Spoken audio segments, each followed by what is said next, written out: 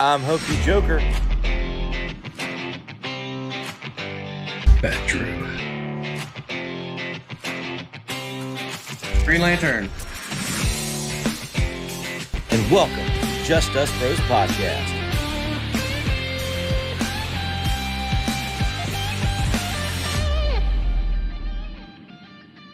Hey everyone, welcome back to Just Us Bros Podcast. As always, I'm Hokey Joker. I'm Bedroom. HK. Flashman. And so yesterday, Flashman and Badger, as well as Green Lantern, who's not currently with us, were at a convention called, what was it called again, Flashman? ECBRO, the East Coast Bigfoot Regional something organization. So Bigfoot, I would consider Bigfoot a giant beast. What's another name for a giant beast? A kaiju, if you will. So today we're going to be, thank you. Today we're talking about Godzilla -1. I am not the kaiju expert on this. I've seen a couple movies, but they're not really my forte. So your face factor. When you said you've seen a couple of movies, are you talking about like the old school Japanese ones, or are you talking about Bryan Cranston and that lot? I didn't even see the Bryan Cranston one. I've seen the King Kong movies, the one with Jack Black. I've seen Bryan Cranston died in the first movie, so I've seen spoilers. We're not talking about that one anyway. Oh, okay. But I've seen the ones after that where, he's fighting King Kong, especially the more recent. I haven't seen the movie, but just the clip of King Kong swinging around and Tiny Kong like nunchucks. So, or if you really want to count Pacific Rim is also a kaiju movie. Matter of fact, they call them kaijus in the movie. So I know Flashman is the overall expert on all things big and monstrous, right? Sure. That's what she said. All because I'm fuzzy. All right. So Flashman, tell me about Godzilla -1. How did you love it? It was a nice throwback to the original style of Godzilla. HK had told me in previous casts that I would love it. And when it finally hit Netflix and I was able to watch it, I bet I've watched it 10 times since. It's the budget it had, and the CG isn't the greatest, but it's not the worst you've ever seen. The story is wonderful. We can get into that a little bit later. And then, it just makes me think of sitting with my dad, especially today, Father's Day. This is one of the things we would sit and watch was Godzilla. I mean, starting from 1939 or something like that for the very first one, and all the way up. I mean, we watched every single one, including the animated series, when I was a kid. And watching this just made me think of all of that and just kind of reminisce. I saw it like 3 times in theaters, so I definitely enjoyed it. I saw it in 40X as well. And yeah, I absolutely loved it. I thought it was fantastic, a good throwback, like Flashman said, to the early ones, as well as like some up-to-date CGI. But it's interesting that you mentioned that too, because I think they had like a budget of $15 million for the CGI. Yeah. And when you compare that against like the $100 million Marvel projects, and you see some of the CGI there, it's like, damn, they really got their money's worth from that 15 million.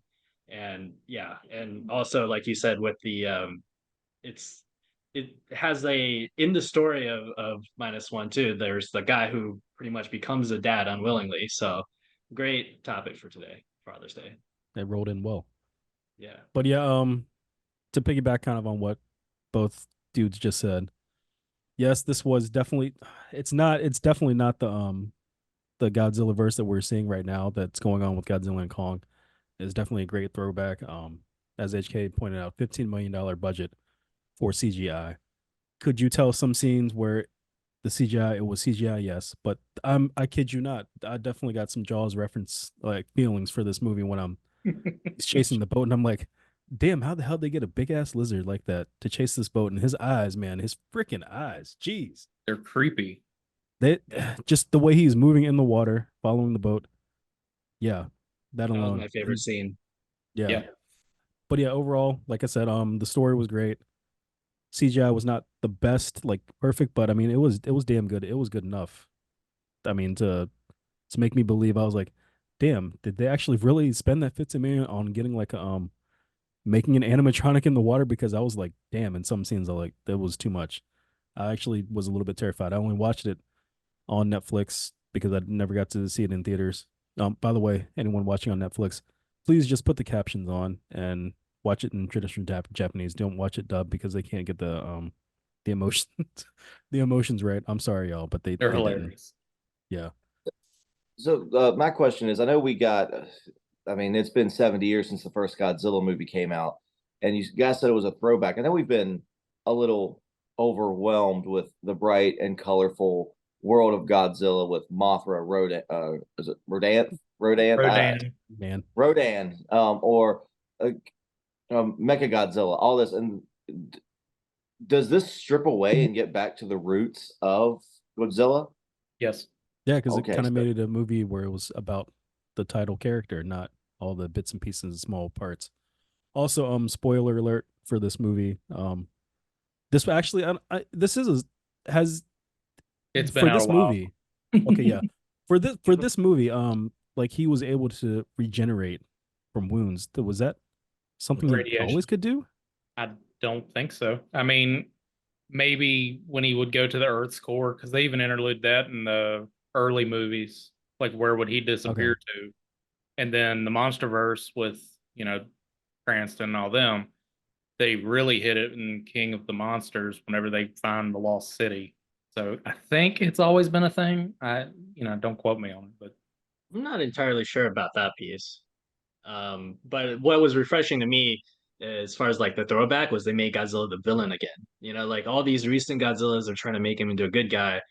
Godzilla really shined to me as a freaking monster, as an actual monster again. Like you said, that boat chase scene, Jaws vibes. I was like, man, I have not been scared of Godzilla for a while, but I'm glad they brought that back yeah. because yeah, he was freaky.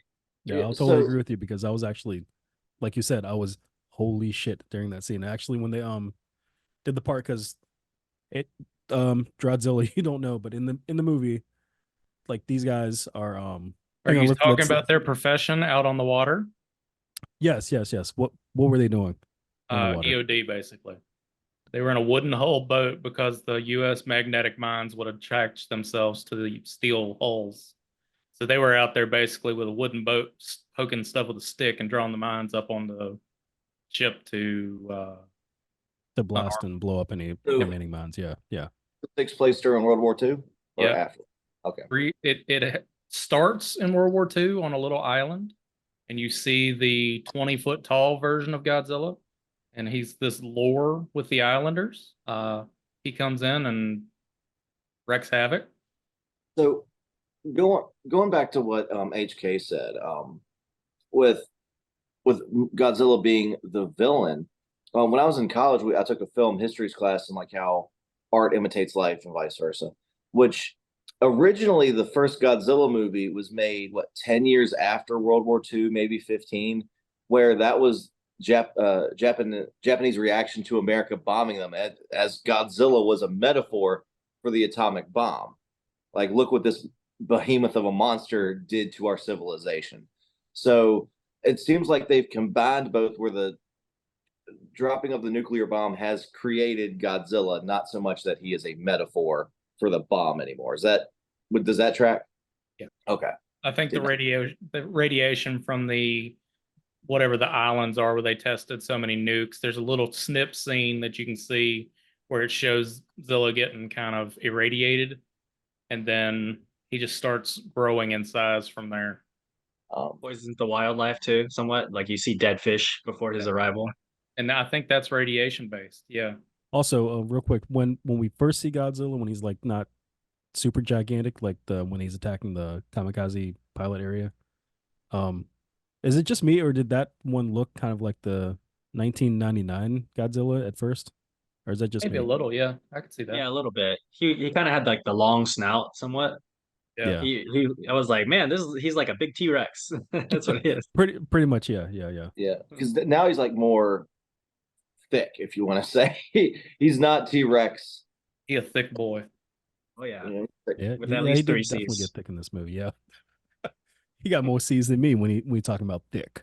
But also of course this movie Godzilla minus one was about the titular character Godzilla, but also the human stories in this movie. I honestly think that this entire movie gave me a story arc for damn near all of the characters, actually better than anything I've seen for a while in like TV shows that have actual series and like seasons. And I'm like, wow, this is I really felt like connected to all these characters. What did you guys feel like? Yeah, I definitely agree. I think that's one of the things the American ones were missing. Because I mean, Mhm. like the Bryan Cranston one we mentioned, I mean, spoiler alert, he doesn't really make it too far into the movie. They And really just then used him to yeah, market the movie. But yeah, go ahead. right. And then the rest of the cast too, like you're following them the whole time. You get snippets of Godzilla until the end where they have like this huge battle, which the battle was awesome, but like You didn't I don't see think most of it. anybody, yeah, exactly. I mean, most people probably didn't really care about the human characters at all, their arcs through the story or anything. So you got to commend like this movie for actually making you care about like almost all the characters. Pretty much like the main protagonist, you see where he's coming from, you see his demons, his struggles. You identify with like everybody who's been through the war, and they're still like trying to piece back their country together and band together to prevent further calamity to contain Godzilla. So it's like, dang, like Godzilla is the force of nature to be reckoned with, and he's not a savior in this one. So everyone's just like, we gotta do something about this before he freaking wrecks the whole world, and it So makes you feel like you're in there with him. so I think that is very reflective on a like in today's world because like the ones I've seen, I'm like, I don't care about 11 from Stranger Things. I don't care about that. I don't care about that. I just want to watch King Kong and Godzilla just fight. I don't care about the middle, any of that. So that this I would what I'm saying is this is more thought provoking, more emotional investment versus just two big things are beating the crap out of each other. I would say Mhm. like if you can't write good human characters and give them a good arc and stuff, do like Pacific Rim. Like people got what they wanted in that movie, which is freaking giant robots fighting kaijus, big monster battles, like you're a kid again. So, you have a few human elements just mostly as like, almost like comic relief and a little bit of, a story to keep it going, but like they were definitely not the focus. And they should have done that with the Godzilla movies too, these more recent Most ones. definitely, yeah. Yeah. So side topic, Um, I'm gonna ask you about a fictional character. I want you to tell me if you would consider them a kaiju or not. All right, Clifford the Big Red Dog. Yes. Yeah, technically. He wreaks havoc. Yeah. What about is the Loch Ness monster real or not? Or would you consider them a kaiju? No. I don't think so either. No, because that'd just be like a sperm whale. It's just a giant creature living its life. Well, I mean, a plesiosaur was a real dino. I mean, and that's what the Loch Ness monster supposedly is a plesiosaur. So So, is there a cutoff wheel for um cutoff height? I should say for what considers a kaiju. Like a bear's a big animal. I mean, it can stand up like 8, 9 feet, but that doesn't make him a kaiju. No Or like if you Sasquatch is not saw a 25 kaiju. feet, just for a number. 25 feet. Okay. 25 So feet. For a- so um Bigfoot, if he's real, not a kaiju. Don't say if, bro. And no, he's not. What King Kong? Yes or no? Ain't got shit on me. Which one? Are you talking about the one from Mighty Joe Young, who's just an oversized, silverback gorilla? Or are you talking about the actual Skull Island? Did I say Mighty Reverse. Joe Young or did I say King Kong? Same thing. Same thing. You are in Team Godzilla, I can tell. Yes. I agree with you on that because how can an ape fight atomic breath? Especially, I would love to see a Godzilla versus King Kong for -1. The atomic Oh. breath. Holy hell. It's a Oh, nuke. man. Like, it's a nuke.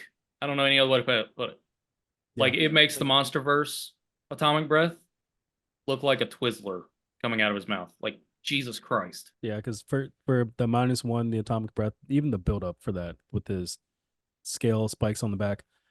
Absolutely. The American versions, they did that cool because you see the lights would go up his scales and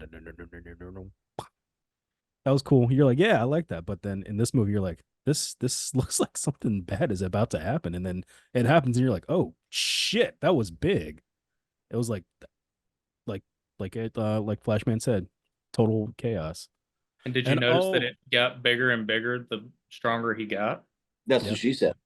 okay, I'll let that. There's one always slide. got to be one of those. Who was the villain then? Like, what's the story? Is this like Jaws, where they're being terrorized by this Yeah. creature? Are they? Yeah. But what did they? Bad guy.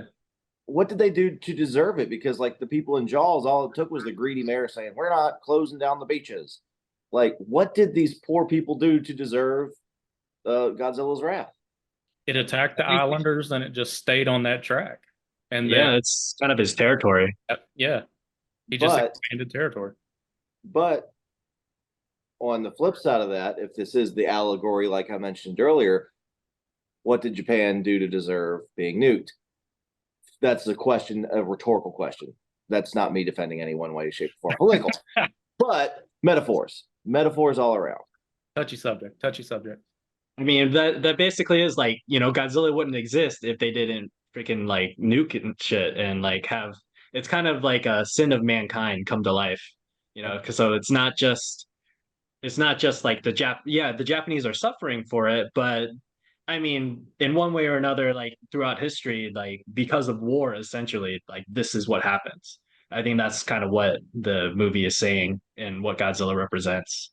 Like if we keep fighting, it's gonna be like mutually assured destruction. And if we want to overcome this, we have to come together as a human, as species, and not be against each other.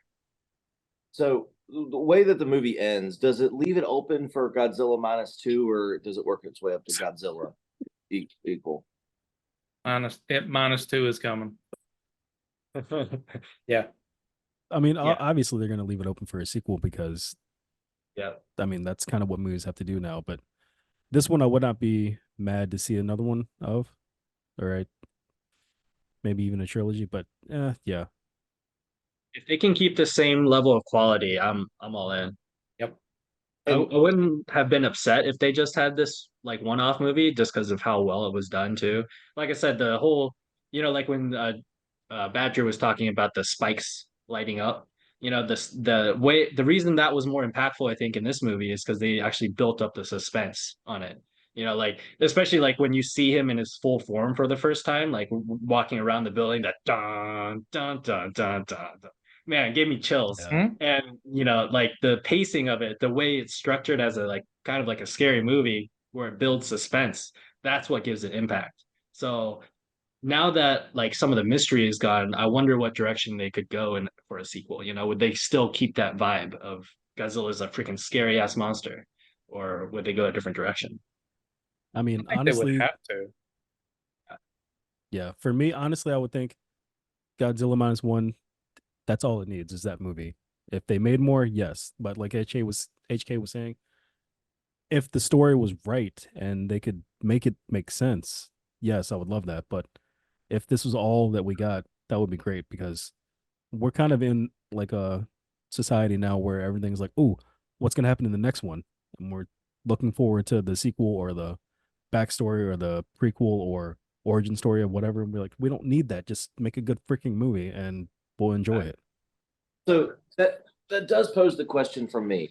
Is this a lesson to be learned by those who make movies to return to form? Because like you guys have said, this is like goes back in a big throwback. It's an homage to original Godzilla, as opposed to today's world. Like, oh yeah, with this franchise, we're gonna add more characters, more lights, more flashing lights, more quips, more sounds. So the character that introduced you to this series is now muddled in a cast of 100 star players. Is this a chance for people to take notice and say, we've lost our way, let's go back and make a good movie? I would hope From so, a critical standpoint. but honestly, I don't think that it's gonna wake up enough people because I mean, other movies like that have franchise characters and franchise players in them, they're not just making the movie; they're making sales, products. They're trying to push things like sequels, prequels, and all of that. But for this movie, like I said, they weren't worried about what we're gonna do next, what's coming up, what can we like gain out of marketing and all this. They made a movie that they wanted to make a movie about Godzilla. And unfortunately, like the times we're in, I don't think anyone's going to get a lesson from that. I mean, there's still going to be great movies out there that a lot of people don't, the masses don't see, but the fanatics will, like Godzilla -1. But yeah, that's just my 2 cents.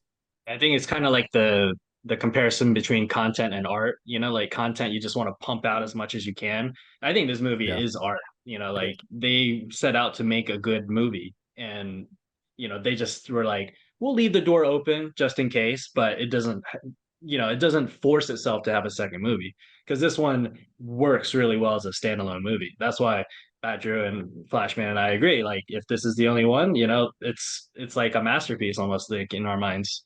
So, like I said, as long as the sequels, if that are coming are as good quality, I'll be happy. But don't make content for the sake of content. It's got to be Yeah. art. And I don't think that the Japanese, I think it's Shoho or Toho company I think it's that are Toho, yeah. celebrating this was a 70th year anniversary for Godzilla. And I don't think if they were out for the money, I feel like they would have made more of these movies leading up to this. I think this one was for the true fans and for the people of Japan to, pay homage to, the shit that happened back in the 40s. I mean, really. And I want to add one thing too, that kind of ties into all of this, but this movie was definitely great for a fan of the Godzilla and the stories of Godzilla, but also if I had gone into this movie knowing nothing about Godzilla, I would have become a fan after this movie. Like there were elements in this that made it a great movie for fans and a great movie for people to, I kind of want to see what this movie is about. And like HK said, man, when he's going through the city and you hear that classic theme that took me back, and I was just like, oh, that was so good. Because like a casual fan, like somebody that doesn't know, they're like, you know what? That music definitely is eerie. It takes you over, and it's like, oh shit, something's about to happen. And for the fans like us, when we heard that shit, we were like, oh shit, it's about to go down. We know it's about to go down. And it was just so good, so great. I'm glad they brought that back, man, because that made me like physically excited when I saw that or heard that, not saw that. That's why that theme song is my ringtone on my phone. It is. When the wife calls. Everybody. I don't give a shit. Everybody calls me. It's old me or I'm gonna atomic breath your ass. Yeah. So it sounds like Godzilla -1 knocked it out of the park. And I want to swing on the other end of the spectrum. Godzilla 1999 with Matthew Broderick. What do you want to say about that? And as few words of masterpiece. It was fun. Really? Yeah, I remember when I was a kid and watching it, thinking like, that was pretty. Yeah, that was fun. I didn't think too hard about it. Well, If you watch it now, does it hold up? Not really. Well, what about the animated series Godzilla 99? That was horrible. Oh but man, I remember that was bad.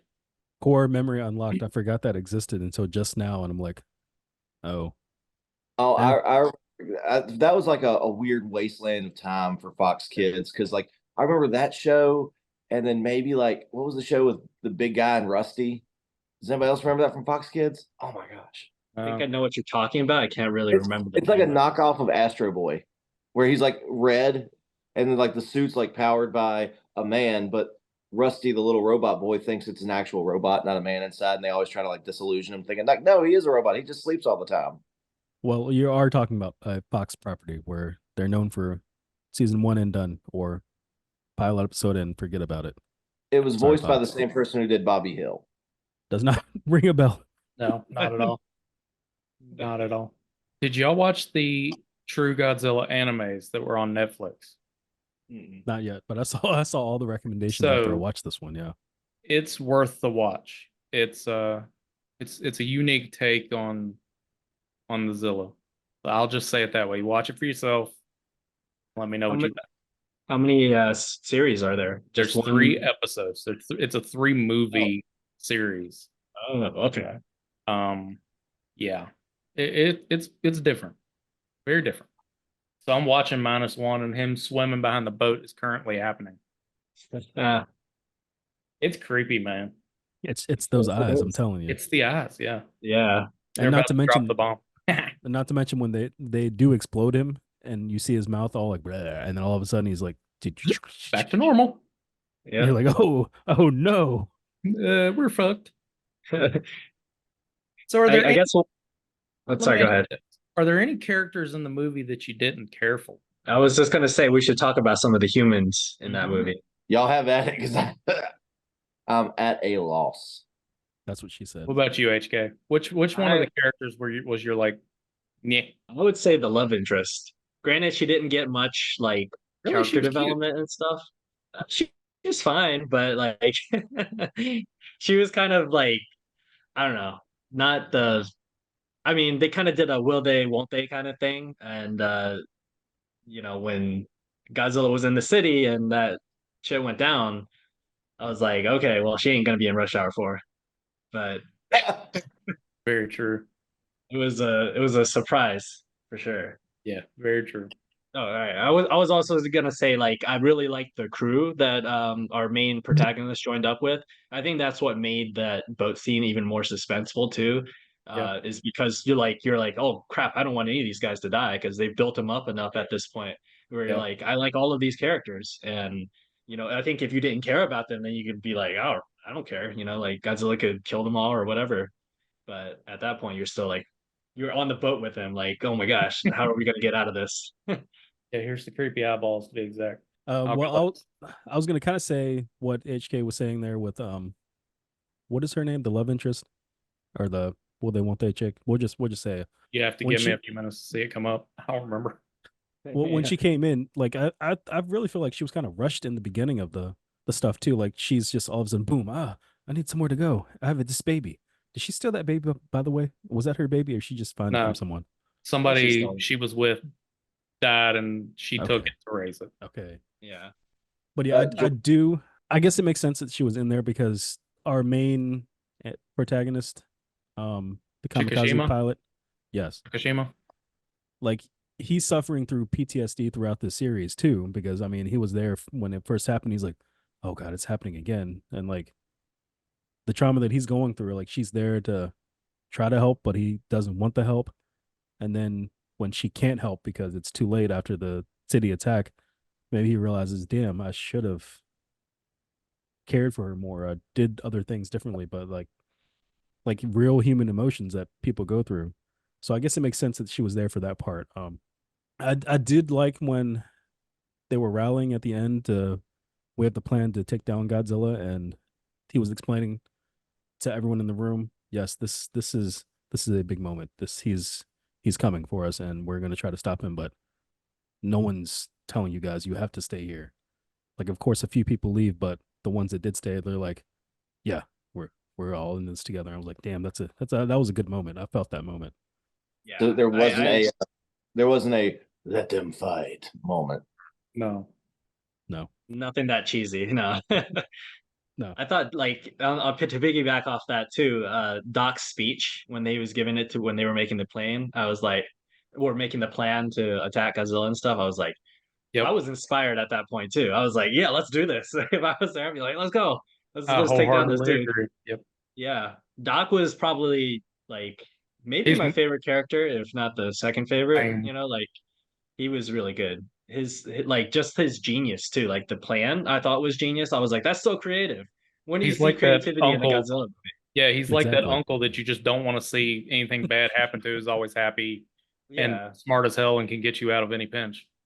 So the speech was equivalent to Bill Paxton's Independence Day speech. Yeah. Yeah, actually, yeah. Yeah, You know what? actually, but that's yeah.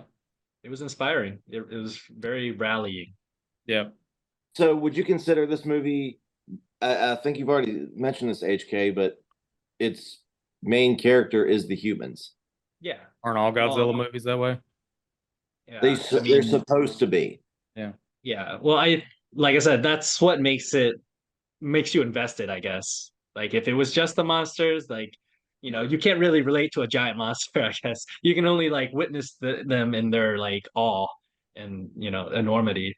So you kind of have to have a human grounded. And I gotta say, the main protagonist, his journey, like his character arc from the beginning to the end, was great because he's basically like a coward in the beginning, and he becomes basically a hero in the end, but not like it doesn't feel like he just became a hero all of a sudden. Like it's earned through emotional strife and like all the everything he's witnessed and everything he's been through to come out in the end, and still come out in a way where he's not like you know he's not taking life for granted.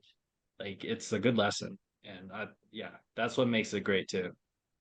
So, hot take. He's my least favorite character in the entire movie. And it's just because he's doing the traditional every Japanese anime, the main character cries his fucking eyes out the entire damn movie, and it annoyed the piss out of me. That's why. He definitely End did of do story. that. End of story. Yeah. I actually But do love the fact that his character arc, he went from a kamikaze coward to a kamikaze-ish hero. yeah. I mean, that sacrifice that he was trying to make at the end of the movie would definitely have made up for, his actions in early war. But yeah, Well, I'm just gonna cut here. Josh, if you like Japanese cinema, you need to watch anything with Yojimbo. You'll love it. okay. It's the hung- Kurosawa movies. Those are really good. Yeah. Like, there's this one scene where he's like standing off like it's like not really like action heavy and like in certain standoffs. It's like an old western. That's pretty much where they got the spaghetti westerns from. Like the man with no what's the good, bad, and the ugly. That's pretty much a western version of it. It's just these two samurais standing next to each, like in front of each other, for like 2.5 minutes straight. Nothing's happening. And also, they just pull out their swords, slice, pause, blood fountain. It's like the greatest thing in the world. Hung, do you know what I'm talking about with that one? I know what you mean. Yeah. Yeah, I'll But check like that that out. scene, you're just like you're waiting, and then something happened. Holy fuck, Yeah, we wouldn't have a lot of like modern movies today without those movies. That is true. Like I know The Matrix was influenced by them even. Yeah. I think that goes to the strength too of the main character's arc, that you don't even like the character per se because he's this whiny bitch the whole movie, but you gotta respect and appreciate the character arc and like where they ended up in the end. Wholeheartedly. I agree. Yeah, yeah. I would say that I think my only regret with this movie is that I did not see it in theaters, man. Because I watching it at home on TV, they got me. Made me feel like I was in it. But damn, if I'd seen this in theaters, I probably would have shit my pants. Oh yeah, Yeah. for sure. Yeah, Like I said, wish I was saw in the theater. one of the showings I saw it in was 4DX, where like the seats move and they spray water at you and stuff like that. And I saw Avatar that way, and I was like, it's kind of gimmicky, but it was really well implemented for Godzilla minus one. I was like, dang, like you're on the boat with him, and you get water splash and like the wind, and it's like, oh god, I bet that was Yeah. intense. yeah.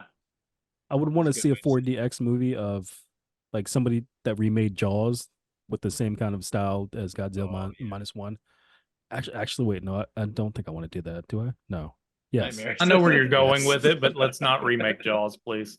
Yeah. Well, if you do remake Jaws, release it in October. So it sort of falls with the Halloween, but also like you're not scared to go to the beach. Just gonna say. So many sharks. Not- yeah, not in the summer. No, Yeah. July 4th, release it. Let's go. Yeah. The beaches will be empty. All right, bros. What did you think of Godzilla minus one, the newest entry to the Godzilla franchise? And what did you think of its return to form? Please like, comment, and subscribe and let us know. But as always, I'm Kai Drew. Ow. I was vibing to Godzilla's theme there, but that hurt because that is a banger. And we have HK and Flashman as well. Thank you. And as always, guys, stay out of the water. Cheers. Dun dun dun dun. Yes.